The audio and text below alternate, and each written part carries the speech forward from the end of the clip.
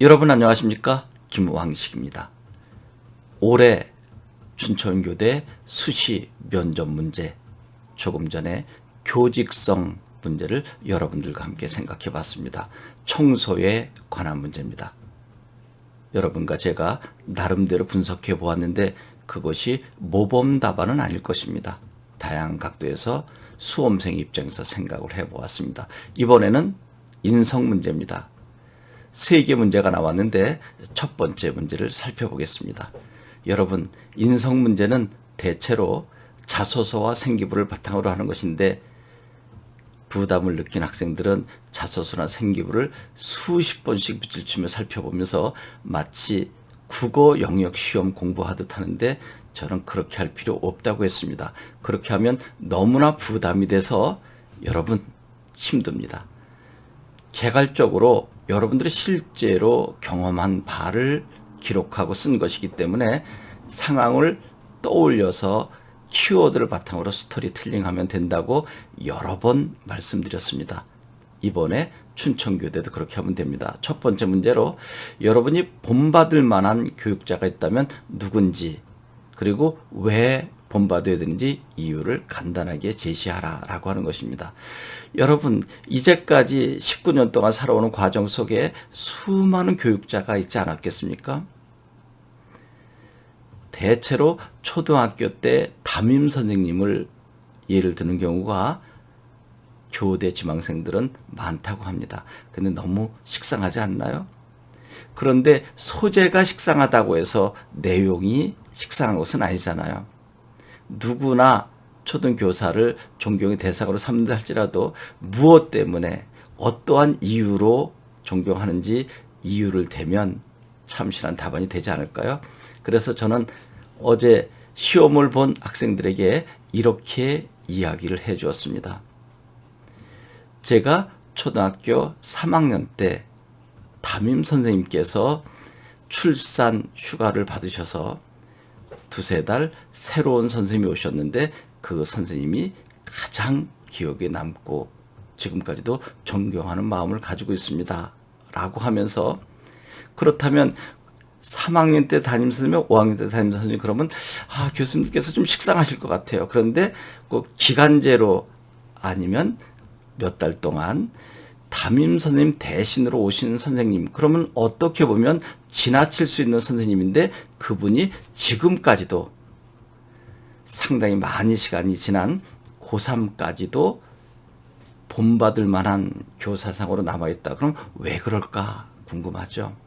그분은 특히 음악 지도를 하셨는데 우리 반에 음악에 소질이 없어서 늘 남 앞에 서지 못하고 소외받은 학생처럼 구석에 앉아있는 친구가 있었는데 그 학생이 스스로 노래를 부를 수 있도록 끊임없이 상처받지 않도록 지도하면서 그 아이가 성장토록 한 사례를 들어주는 거죠.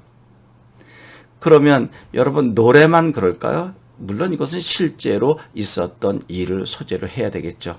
여러분들이 거짓으로 꾸미는 일은 바람직하지 않으니까요.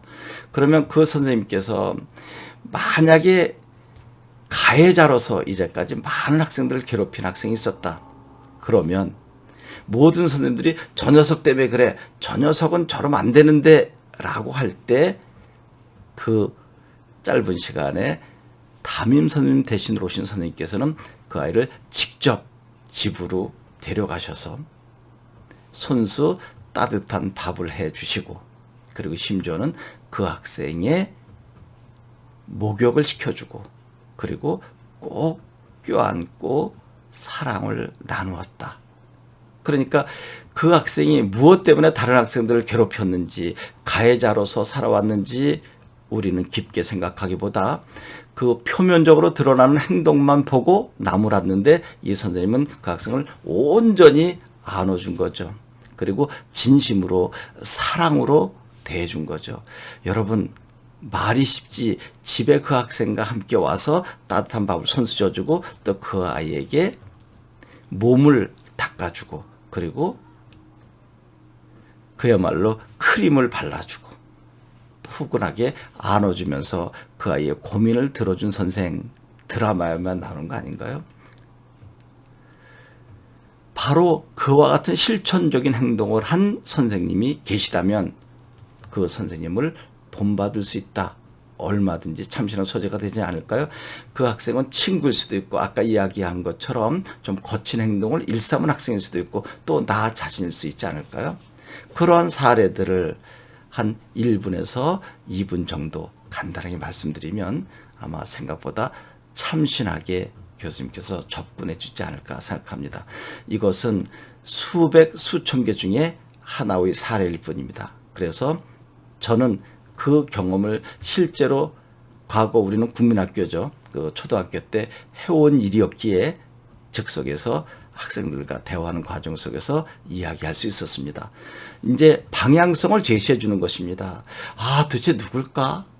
어떤 분일까? 내가 존경할 분이 특별히 없었는데 라고 한다면 정말 그 짧은 시간에 교수님 앞에 답변할 수 없을 것인데 제가 이야기한 것처럼 주변에 있었던 것을 잘 떠올려서 작은 부분이지만 그것을 집중적으로 접근해서 스토리텔링을 한다면 아마 교수님께서 아, 이거 참 새롭다, 참신하다라고 긍정적인 평가를 해주지 않을까 나름대로 생각을 해봅니다. 여러분 이제 다음 시간에 또 무슨 문제가 나왔는지 2시간 더 여러분들과 시간을 가져보도록 하겠습니다. 춘천교대 여러분 반드시 합격하게 될 것입니다. 고맙습니다.